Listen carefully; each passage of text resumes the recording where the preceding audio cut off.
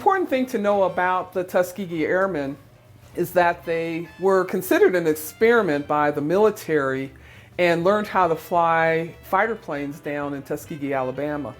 Colonel Benjamin O. Davis went to the military and challenged them to give them a more meaningful assignment. The Tuskegee Airmen started escorting bombers in and out of Europe during World War II.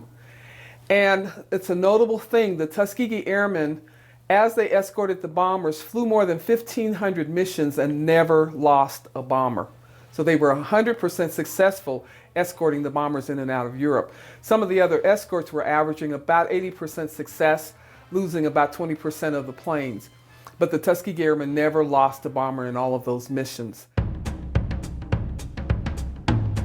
In the Tuskegee Airmen military room, we have several exhibits, including one of John Mosley, who was a Manual High School graduate and also was the first black football player at CSU, and went on to garner a lot of attention through being a Tuskegee Airman. He and his wife were also philanthropists in addition to all of the things that they did. His wife, Edna Mosley, was our first black woman on the Aurora City Council, and they've done so much for education and so much for the children in our community that there is now a school named for them in Aurora, Colorado.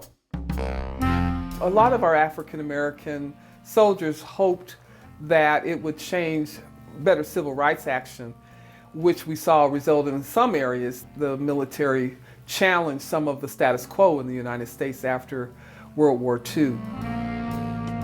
I personally had an opportunity to grow up and know John Mosley and Colonel Jones and Dave Smith and Warren Alexander and several other Tuskegee Airmen that were dear friends of my grandfather, who was an Army vet, and some of the other Army veterans, along with the Tuskegee Airmen, set high standards for us to watch and to learn and to strive to achieve.